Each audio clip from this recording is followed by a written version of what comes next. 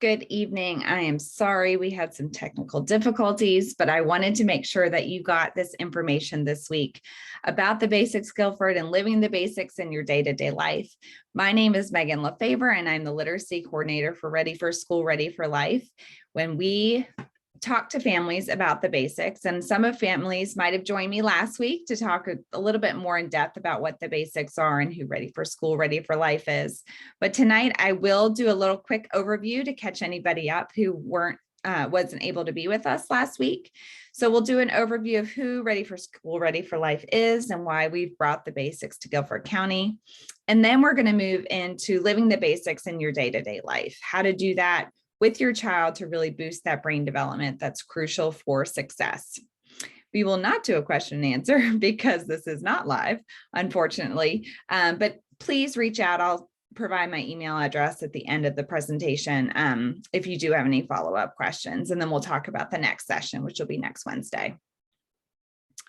So Ready for School, Ready for Life is a collaborative effort to build a connected, innovative system of care for Guilford County's youngest children and their families. We know that to create the systems change for families and for their children to really bring a lot more success in life for these children, we needed to start way before they get to school. So even with planned and well-timed pregnancies before a child's even born, to make sure that there really are those healthy births so that children are ready to be on track with their development at 12, 24, and 36 months. Because we know that that brain development happens so early. So we want them to be ready for school, ready for kindergarten, which we then know will help with third grade success and then success in life. So 80% of brain development happens by age 3, which we talked about last week is kind of a staggering number. But knowing that 6,000 children are born in Guilford County each year and that 60% of them arrive at kindergarten unprepared, we knew at Ready for School, Ready for Life that we needed to find some way to bridge this gap for families. And there are lots of ways that we are doing this. But we really wanted to help families understand that brain development and how that growth happens and how to really help do this at home with things that you're doing every day. So you'll see on this chart, I showed this last week as well. But the difference between 2 years of those neuron growth and connections in adult isn't that much different. And so we know that those developmental skills are really important to work on before they get to school. Something we didn't talk about last week, but that's really important, is that there's a huge difference in early caregiving and life experience for children. So in one big study, the advantaged children in the US heard as many as 30 million more words by age 3 than children whose families were receiving public assistance. So if you look at that chart, professional families, words the child heard spoken per hour was over 2,000. Working class families was a little over 1,000, and low income families didn't even reach 1,000. So we know that for children hearing these words and having these conversations with families, no matter where you fall on this spectrum, it's really important for their development. And so we wanted this message to really go across Guilford County so that we all can help all of our children to really be successful in life. And we also know from that same study that the quality of interactions matter just as much, if not more than quantity. So much more praise and encouragement really help those connections and foster that love for children to really help them succeed in learning as they go through life. And so when we're talking about caregiving and building those brains, we know that these pathways are built and strengthened, which is really important. That's strengthening through interactions that are loving, stimulating, that they follow a child's interest, and then they really do the back and forth so that the child feels loved and connected to really help absorb what they're hearing.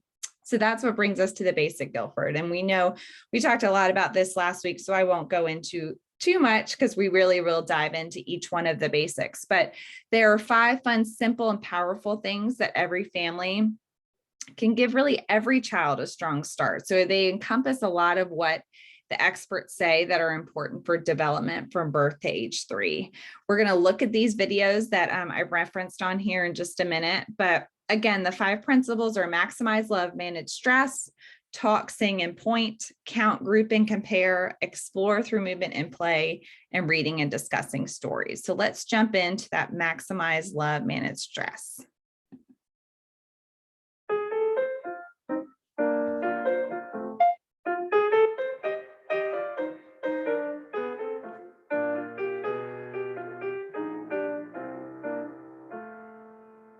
How do children learn to love? Babies thrive when the world feels loving, safe, and predictable. So when we say maximize love, we're talking about the things that you can do to help your baby feel loved, happy, and safe. No. It's really important to show them a lot of love. Wrapping her allows me to be hands-free, and it also shows her that I love her, I guess. The simplest way to maximize love is to express affection.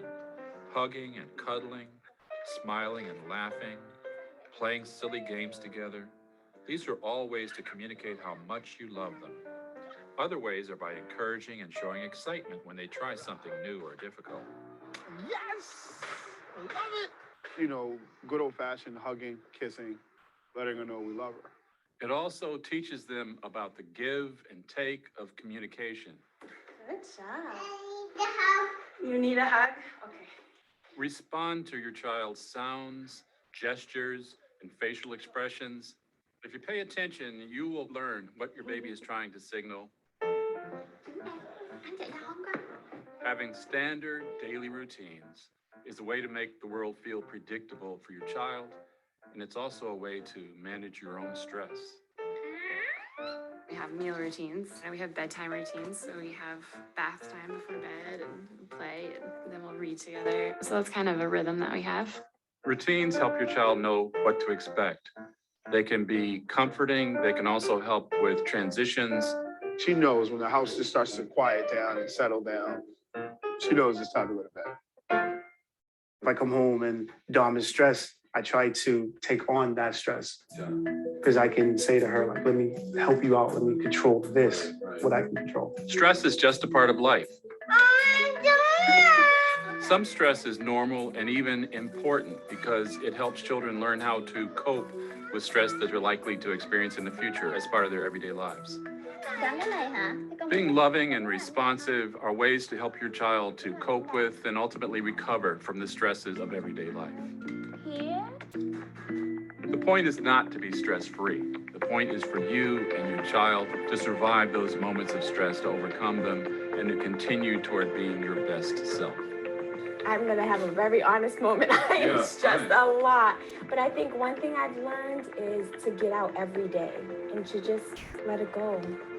Because the relationship is so close, your own feelings can affect your child's feelings. So it's important to take care of yourself. One of the best ways to feel at peace and to manage your own stress is just to hold the baby close. There are times when I get stressed, but I also think about what a great gift this is.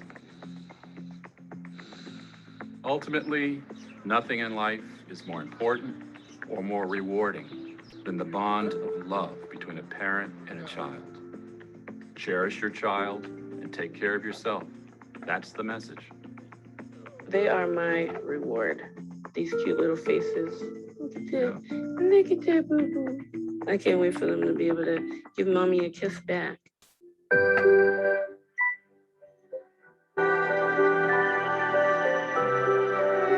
How do you manage everyday stress and express love to your child? Which of your family members and friends should also see this video? Please join us and help spread the word.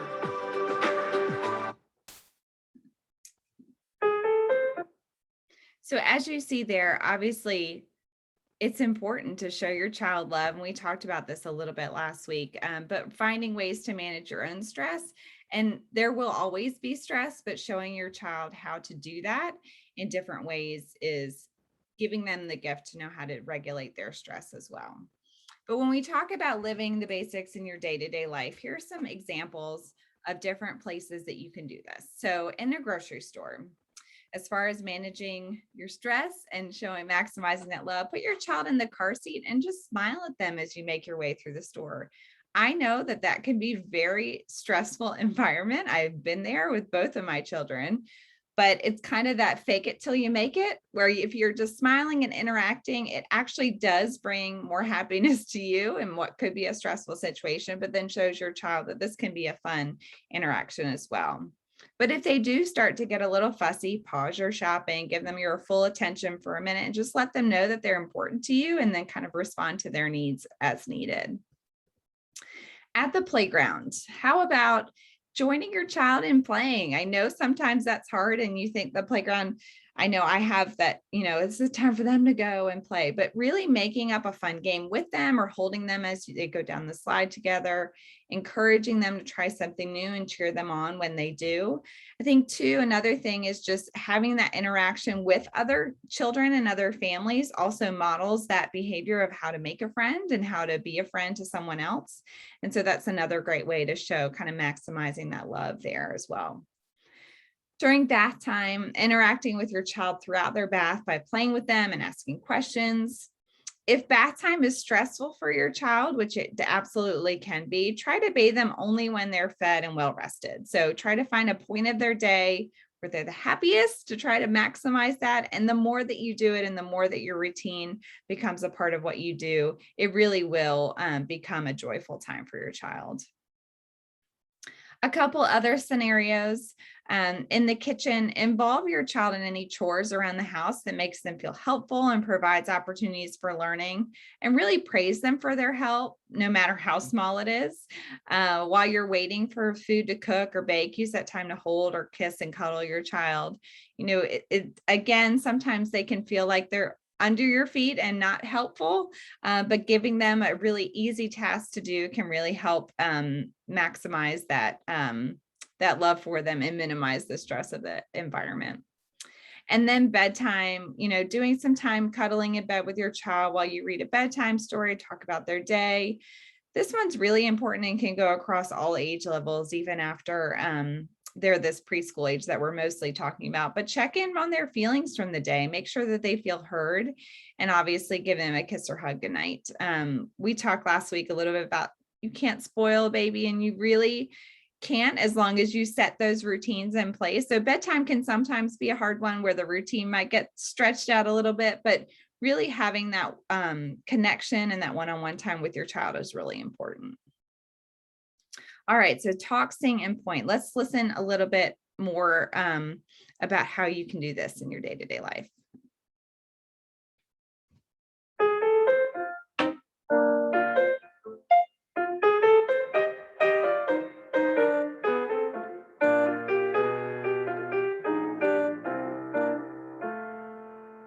How do children learn to communicate? That's right. Children are learning language from the moment they're born, so we need to narrate life from the very beginning. Are you ready to take a nap soon, or are you ready to eat? Language learning happens in the context of the relationship between the parent and the child. I really like to just keep my eye contact. That's like a huge thing. When you get really close with your baby and you are having that eye contact and you're going back and forth, you're teaching them what communication is all about. You're teaching them what love and relationships are all about. Wow, what color is that? It's purple. It is purple. Amazing. A parent should speak to the child in whatever language the parent is most comfortable speaking. It doesn't really matter. It's the human voice, it's the communication. If I were to talk to her in English right now and then switch to Spanish, she'll know exactly what I'm talking about. It's just awesome. Aquí. Ready? Go. Good job. When they express a thought, repeat the thought and elaborate, add a word to it. They say, oh, that's a house. You say, yes, that's a blue house. Or that's a car. Yes, that's a big car. No, so bigger. They are bigger. I know. Remember when they were much smaller? They've gotten much bigger. Not yet. You will be adding words to their vocabulary. Let's take a walk. A lovely bubbly walk. Singing can make communication lots of fun. Anything you can say in real words, you can express in a song. Children love singing and love the rhythm and they remember the song, and so they're able to participate. One green and speckled frog sitting on a speckled log, eating the most delicious bugs. Yum, yum. One tapped into the pool. Children like to sing. Babies like to hear you sing. Your baby is your most admiring audience. They look silly. If you point at what you're talking about, it will give them an idea of what it is you're talking about. They'll start to associate words with objects. And after a while, they will start to point. So when we talk about point, sing, talk, those are all ways of connecting with your child. Always talk to your baby. They can understand so much more than you think they can. It's a way of loving them to talk to them.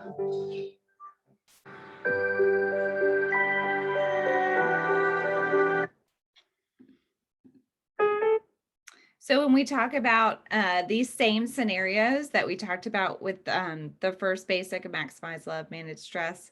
So if you're talk, sing, and point, you can do that anywhere too. So if you're thinking about a grocery store, again, talking with your children about different things you just see in the store, new fruits and vegetables, the pretty cakes in the bakery, or your favorite cereals.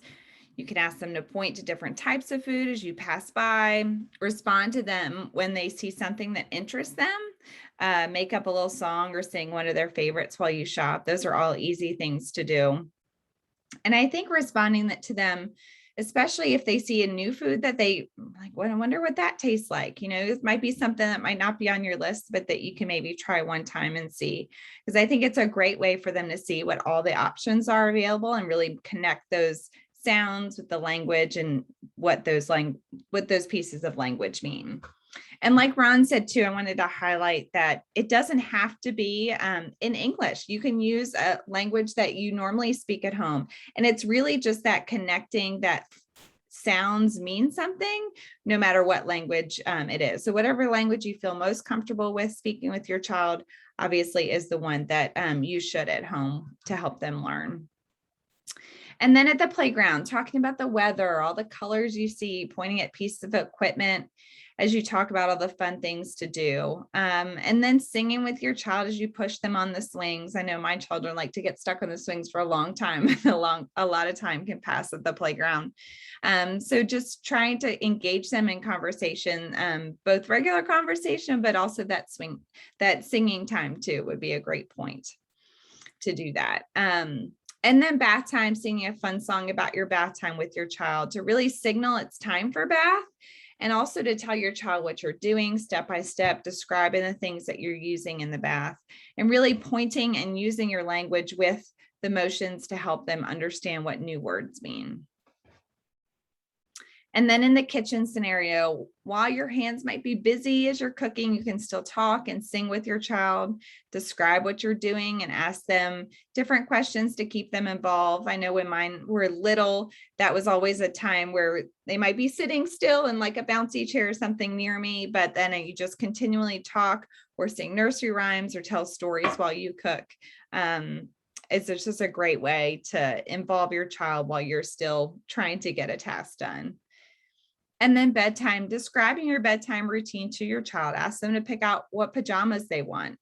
Well, last time we talked about choices. So maybe these pajamas or these pajamas instead of the whole room option, and how great that is just to give them kind of control over what they're doing.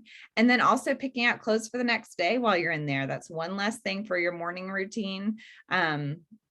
For them to do. I know that definitely is helpful for one of my children. The other one is pretty easy in the morning. So it just depends on their personality. And then obviously singing a lullaby as you tuck them in. Again, all of these pieces can be part of your routine to really signal that it is time for bed and that the day is over. All right, so for count, group, and compare, let's learn a little bit more.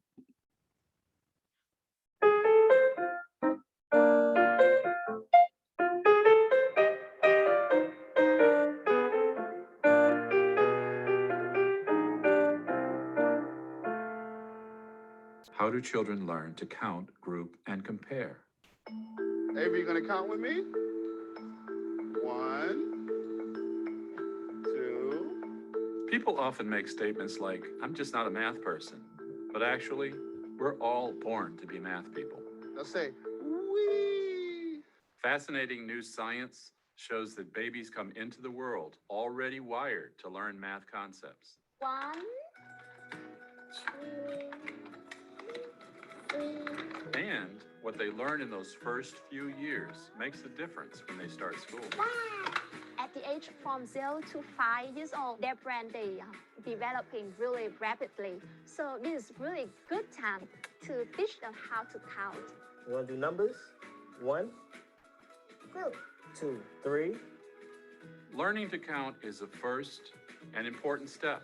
Children learn to count strings of numbers before they really understand what the numbers mean. 6. The next big leap is to understand how many things each number stands for. What we do with her blocks is we'll go 1, then put 2 together, then put 3 together, put 4 together, and 5. So what we want to see is if she can gradually make it from knowing the 1 is the 1 and the 5 is actually 5 different things. In other words, the number 4 or the number 5 represent 4 or 5 of something. Do you want to do some laundry? Can I help Mama? So when you're with your child, talk about numbers and connect those numbers to groups of things. How many socks? 2 socks. She just celebrated her 3rd birthday, so we made a wall of 3s. She's 3 years old. There's 3 sides to a triangle. There's 3 parts to an egg, a shell, the whiting, and the yolk. Honestly, I don't think it sinks in until later on she'll talk about there's 3 sides to a triangle. So I'm teaching her, but I don't expect her to get it right then. We use things that we know she likes, like books. So we'll say, go get 2 books, and she'll come back with 2 books. You don't need to set aside extra time for these things. Just talk about what you're seeing and doing as you go about your normal daily activities. Talk about shapes. Look for shapes when you're out and about. Talk about how far you have to walk to get home. You can count the lines in the cement when you're walking down the sidewalk. You know, every 10, we'll clap and say we got 10. Excellent. As you go about your day, talk about things like size and distance. 1. By including your child in everyday activities and talking to them about the magnitudes and distances and the sizes of the things you touch, you are building foundations for math. 3. Yes.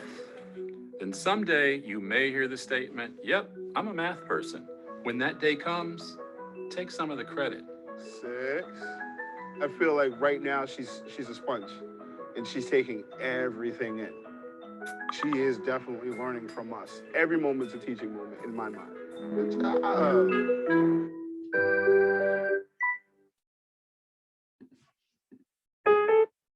So lots of times we do hear, oh, I can't do math. Math is hard. But what we want to equip our children with is understanding that it's just part of every day. And so there are lots of things that you can do to kind of set that understanding early so that maybe they do become math people when they grow up. So things to do at the grocery store, counting things as you put in your cart, comparing the sizes and the colors, because numbers and understanding math concepts aren't just about numbers, right? They are about comparison and understanding differences. So weighing your fruits and vegetables and asking your child to read the number on the scale or just see how far it goes over, to show that something's heavier than something else that might be lighter. In comparison, compare the prices of different items with your child. I know this sounds a little more advanced, so this might be a little bit more for a toddler, but ask them which numbers, smaller or larger, so you just really want to, again, make them part of this everyday thing that you do, but then also weave in these other concepts just to make it part of your day-to-day life. Then at the playground, you can count the number of children at the park or the number of swings. So as your child uses the monkey bars, maybe count how many they go across. And again, comparing colors and sizes of the slides there. I know my children usually refer to which playground they want to go to based on the main color that's there. I want to go to the orange playground or the yellow playground. So doing some of those things just in your day-to-day time at the playground just really can help boost this brain development in just a different way. Bath time, just practice counting to 10 on your child's fingers and toes, even if they're not responding yet, if they're just an itsy bitsy baby, just giving them Again, the way that these numbers as a part of your language are connected to an item. So, and fingers and toes are a great way to do that and fun for kids.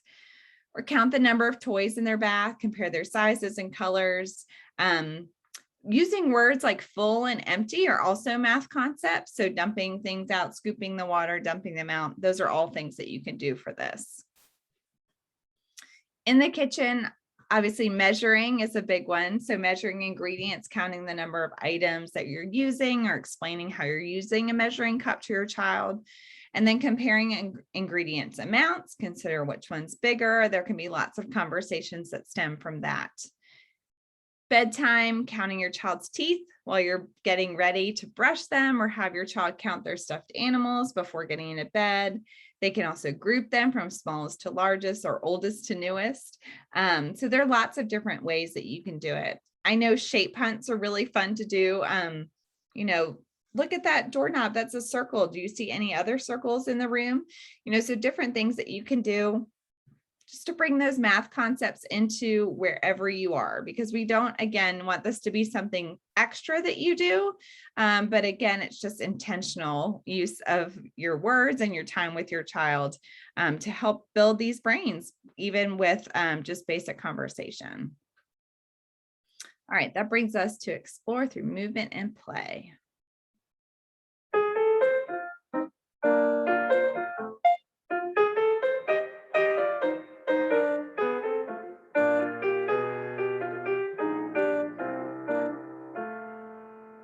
How do children learn to explore? Yes, go, go, go, go.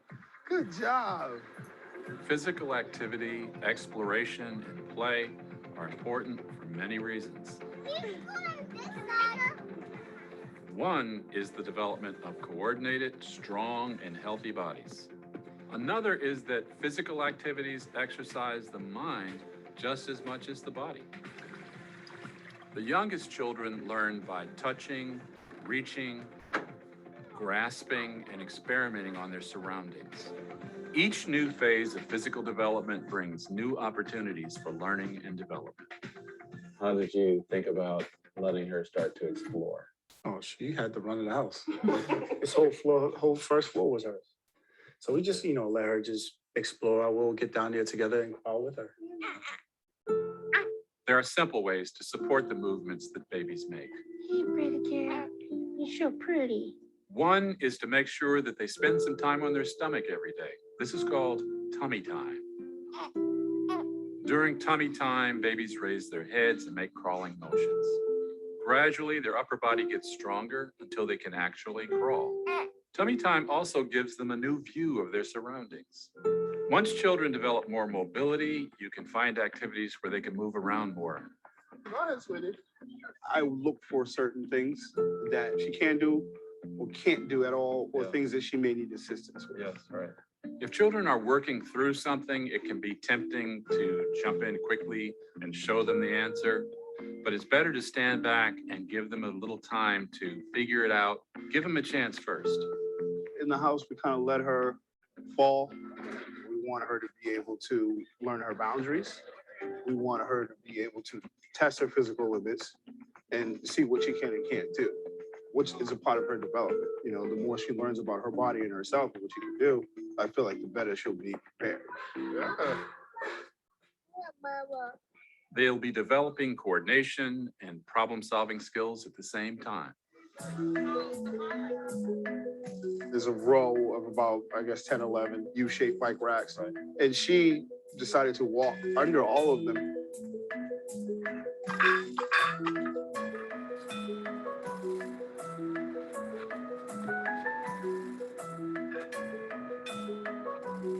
And then the last one, she decided to hang from it. And I hadn't seen her do that before. Right. So I believe she was testing her limits on that. I believe she's getting more confidence physically. So don't underestimate the value of play. I think it's really important for them. It's a way they can explore the world around them. Step back and watch where your child's curiosity takes them. Young children are like scientists, and you can cultivate their interest in the world by enabling exploration. Watch them and you will learn about the things that they are interested in and the very interesting people they are becoming.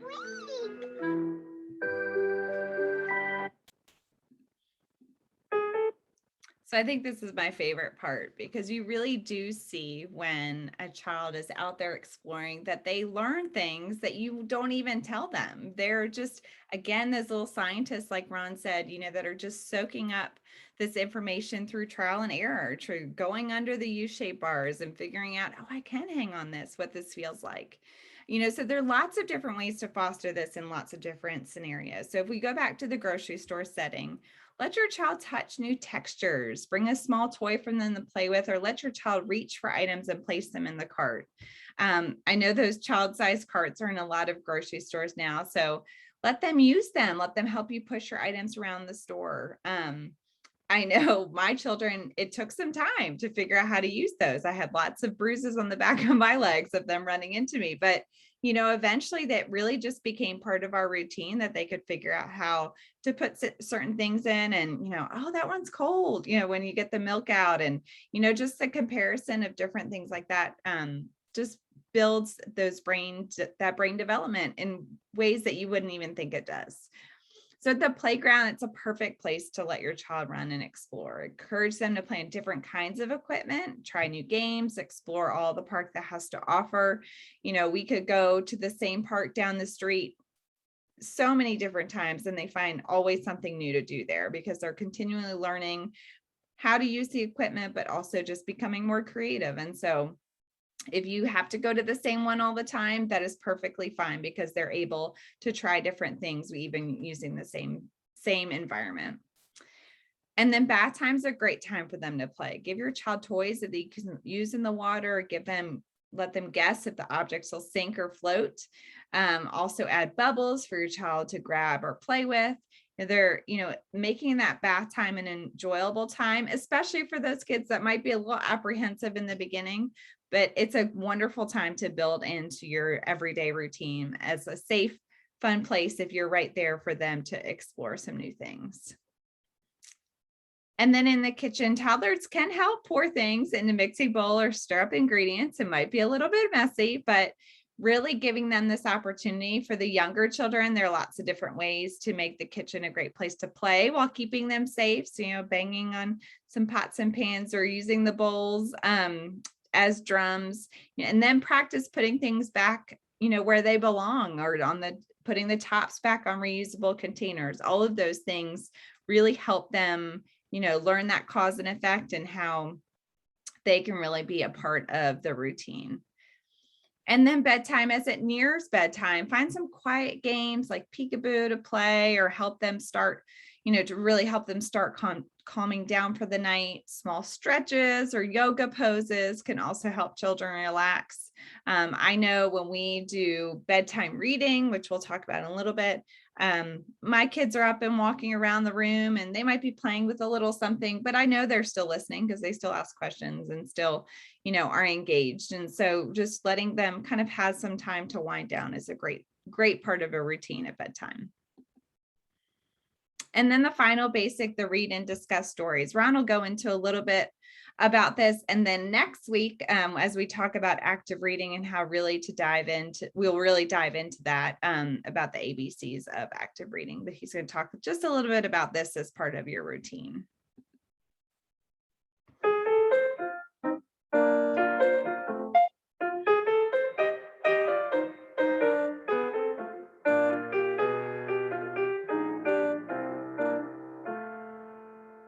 How do children learn to think?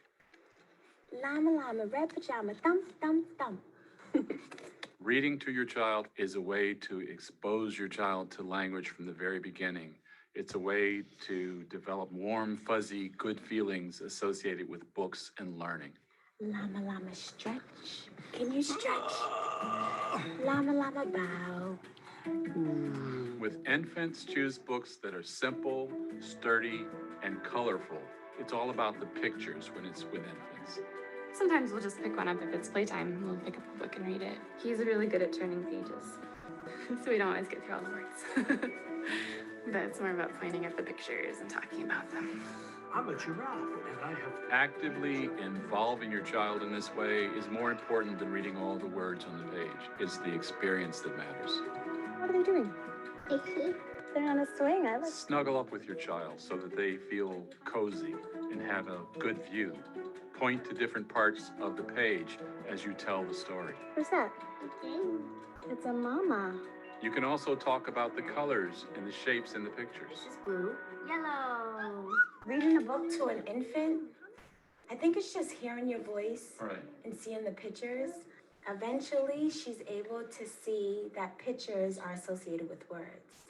So we read the same books over and over again. So when she sees that picture, eventually she's going to understand that I'm pointing to the color blue, that's blue.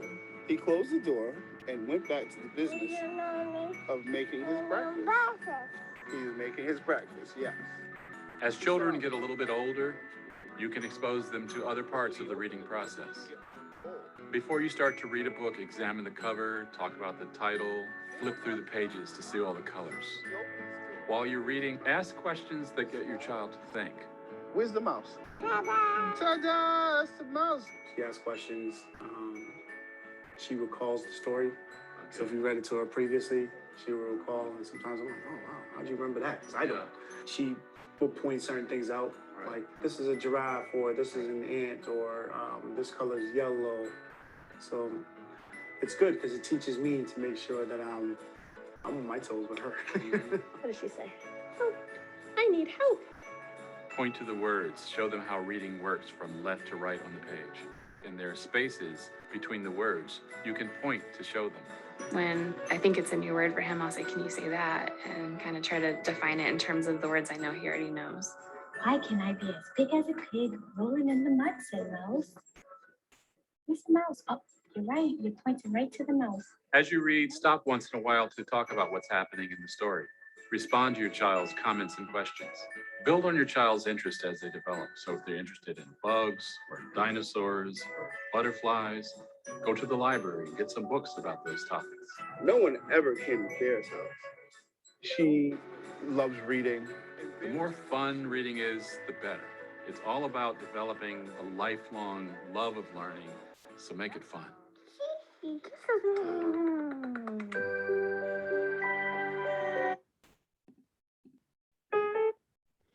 So as Ron said, we want to make this fun, right? You know, there are ways to do this even with infants so that, again, they're connecting that language with sounds and making sure that they're starting their literacy development from birth. And that's possible to do, which I know is hard to think about sometimes when they're not actually reading the words, but just learning about books is so important for children from birth. So in the grocery store, again, we're back in this scenario, bring a book for your child to look through in the cart. Read the labels on items you're shopping for or signs in the store. You know, can always hand them something you're going to buy and have them kind of do a letter hunt on the box. There are lots of different ways, but especially for younger kids who might not be doing some of that interaction, holding a book and just flipping through it is a great activity to pass the time while you're trying to get all the things off your list. And then at the playground, bring a book to the park and take a few minutes to read and relax when they're getting tired or before heading home. Reading and discussing a good story with your child is an adventure in itself, and it's just a different environment to do it in. I know it's sometimes hard to fit all of these things into a day. So if you know you're already heading to a park, take a book with you and you can kind of do 2 in 1. At bath time, you can get waterproof books. You bring that into the tub with your child so you can read a story during bath time, or even just sit next to the tub and just use that time while they're getting cleaned up to read. You can use different voices and facial expressions to make the story to come to life. And then ask questions throughout the book to help your child stay engaged and have fun. Asking questions is huge to really help bring the learning beyond the pages of the book, which we'll talk about a lot next week.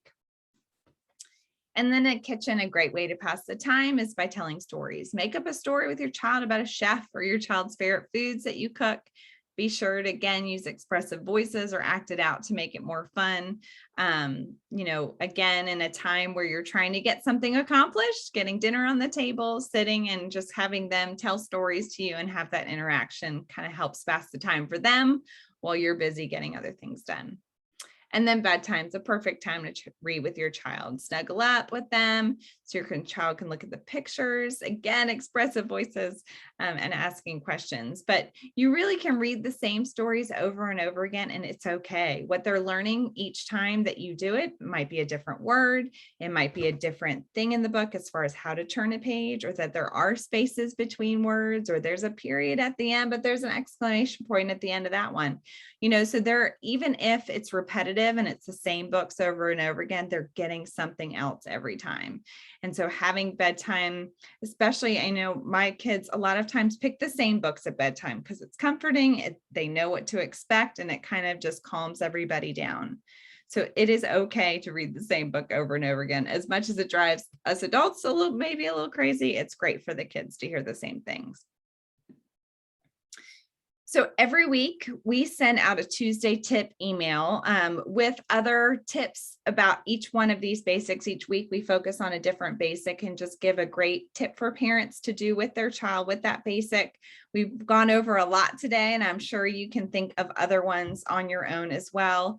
But if you'd like to join in and get this Tuesday tip email every week, you can either click on this QR code, or you can go to our website, and under get involved, there is a way to sign up there as well. It's just another great resource and reminder, because a lot of these things are basic, which are why they're called the basics, but just having that reminder of, oh yes, I need to talk more, I need to do this. This is a great way to, incorporating counting, there are lots of different things that just having that reminder is really helpful week to week. And again, we shared this last week, but this is just what we know is going to work for Guilford County. We really want to saturate the community with the basics and really make life the program in Guilford County. We want you guys to see this everywhere you go and have positive reinforcements from every direction. So if you think of other places and other community groups that you're a part of that you think could really benefit from this information, please reach out and let us know, and we'd be happy to give you more materials or information or do more trainings for other groups, because we do think that everybody in Guilford County can benefit from this because we all interact with children every day. And so we'll end with this. This is the Basics Caregiver Promise, and Ron wrote this poem, but I think it is just a great reminder for all of us. It says, with my heart, I will love you and shield you from stress. With my mouth, I will speak what I feel. With soft words and sweet songs, every time I behold you, I'll show you that my love is real. With my fingers, I'll point at the objects I name, and I'll count them in groups to compare. With my feet, I will take you outdoors to explore while we play and enjoy the fresh air. With my eyes, I will read as I show you the world through bright pictures and stories and books. These are the ways to make sure that your brain is prepared for successes wherever you look. This is my promise I make from the day of your birth, that these basics I'll faithfully do. For my job is to help you grow happy and smart, starting now when your life is brand new. You will learn that your life is an artwork and that you are the artist in charge. But before you decide what to do with your life, listen now to the beat of my heart.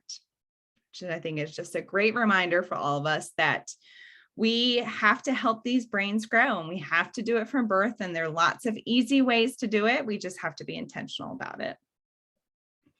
So again, there is my contact information if you need any follow-up questions answered, especially since we weren't live tonight. If you know of other groups that would like Basics Guilford trainings or active reading trainings or materials, we have lots of handouts and things that we can provide. So don't hesitate to reach out. And then our next session will hopefully be live next Wednesday at 6 p.m. again, and we'll talk more about active reading, the ABCs of active reading. So I hope you can join. And again, my apologies for tonight, but next week, hopefully we'll be back on track. And please don't hesitate to reach out if you need anything. Thank you.